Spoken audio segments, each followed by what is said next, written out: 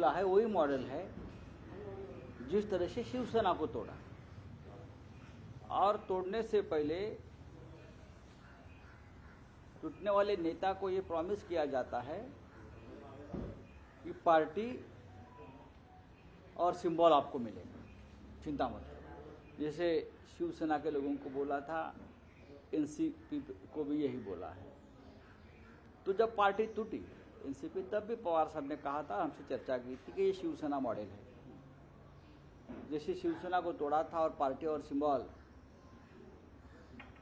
जो टूट गया उनके हाथ में दे दिया, यही मॉडल इलेक्शन कमीशन का है और एनसीपी के बारे में भी यही होगा और यही प्रॉमिस पर पार्टी तोड़ी जाती है। बाकी तो ईडी वीडी सब पवार साहब ने आज बोला है। लेकिन जैसे उद्धव ठाकरे जी ने कहा, फिर से पार्टी खड़ी करो। एक सीधी सी बात है, जिस पार्टी का निर्माण बाला साहब ठाकरे ने किया था वो पार्टी का मालिक और किसी को दे दिया मालिकी हक।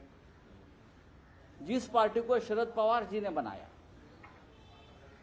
और शरद पवार की जी होते हुए उस पार्टी आप अजित पवार को दे रहे हो, ये कौन सा न्याय, ये कौन सा कानून है? बाला साहब ठाकरे की पार्टी उद्धव ठाकरे जी के होते हुए आप कोई शिंदे को देते हो, आयरे गहरे को।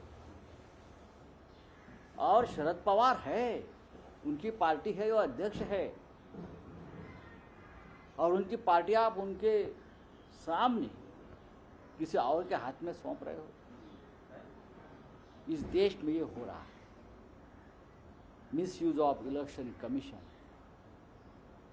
All agency, central agency. Pawar साहब ने कहा है आज एक बात कि ईडी तय करती है कौन किसके पार्टी में जाए। ईडी तय करेगी कौन मंत्री बने, कौन क्या करे। ये बहुत गंभीर बात पवार साहब ने कही है और पूरा देश उससे चिंतित है। बोलिए।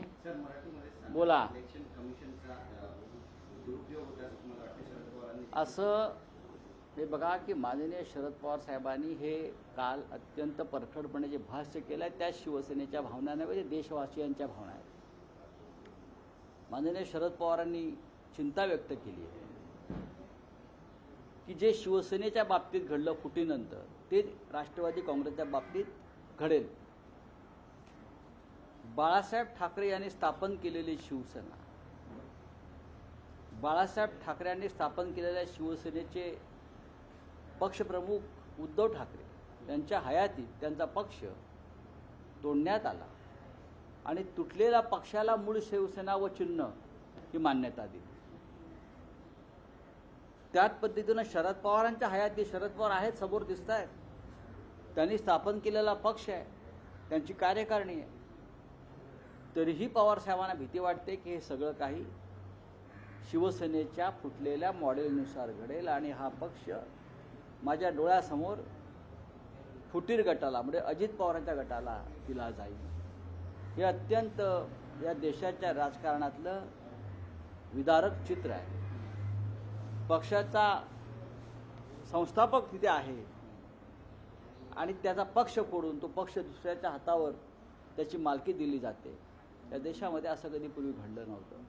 म्हणून या देशातल्या लोकशाहीची, संसदीय लोकशाहीची, निवडणूक आयोगाच्या भविष्याची आम्हाला चिंता वाटते।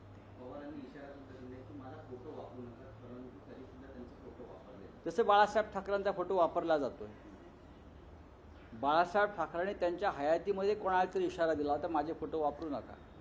तुम्ही माझ्यापासून दूर गेलात ना, तुम्ही माझ्यापासून दूर गेलेला आहात, तुम्ही माझ्या पक्षातून दूर गेलाय, म्हणजे तुम्हाला माझा विचार मान्य नाही, हे बाळासाहेब ठाकरेंचं म्हणणं होतं। तरी फुटून गेलेला, बाहेर पडलेल्या लोकांनी बाळासाहेबांचे फोटो वापरायचे तेव्हा सुरू केलं, तेव्हा बाळासाहेबांनी सांगितलं की माझे फोटो वापरू नका।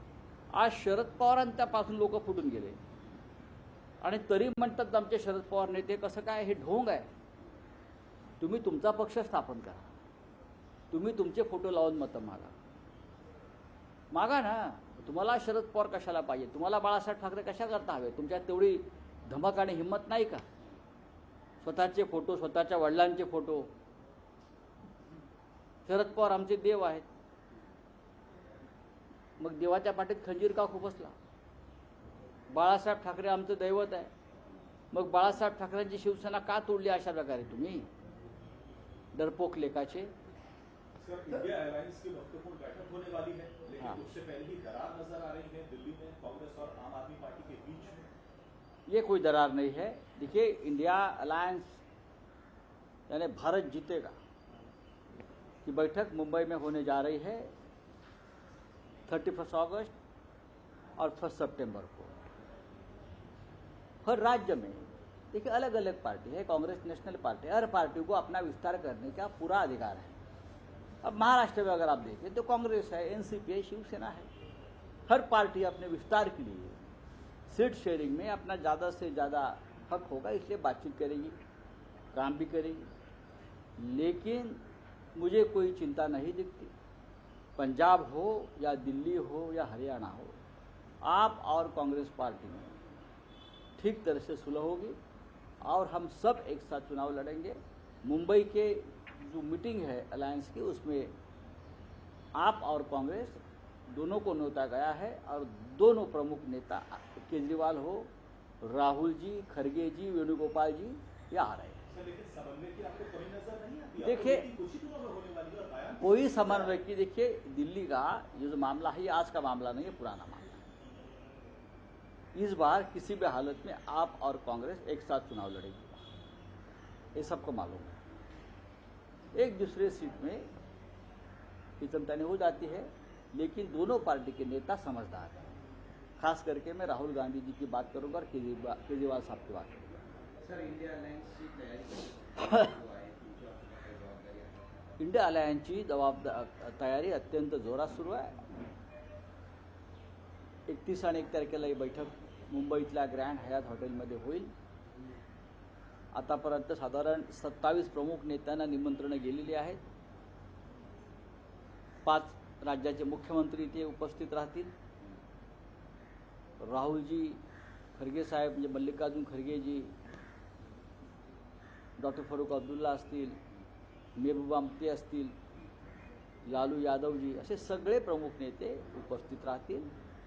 आणि माननीय उद्धव ठाकरे जे होस्ट आहेत या संपूर्ण बैठकीचे यजमान आहेत, त्यांनी स्वतः निमंत्रण दिलेले आहेत. माननीय शरद पवार साहेबांनी निमंत्रण दिलेले आहेत आणि तयारी व्यवस्थित जोरात सुरू आहे. आपण पाहाल या मुंबई महाराष्ट्र देशाचं नेतृत्व करताना तुम्ही पाहाल 31 आणि 1 तारखेला. सर, शिंदे गटातले जे नेते आहेत त्यांना मंत्रिपदाचं मला माहिती सांगितलं होतं, त्यांनी जे आता मला चेकमेट करण्याचा प्रयत्न केला जातो राजकारणात, असं एकनाथ शिंदे म्हणतात. मला माहिती. तर शरद पवार ने आह्वान किया कि मेरा फोटो का इस्तेमाल नहीं करें अजित पवार. तो उसमें गलत क्या है?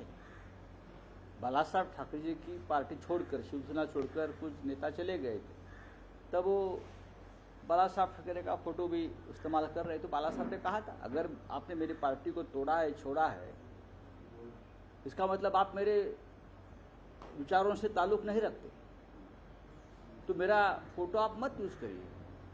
यही पवार साहब कहते हैं, आपने मेरी पार्टी को तोड़ा है, आपने मेरे पीठ में खंजीर खुपसा है, इसका मतलब आप मेरे विचारों से ताल्लुक नहीं रखते, तो आप मेरी पार्टी के आप मेरा फोटो क्यों यूज करते हो?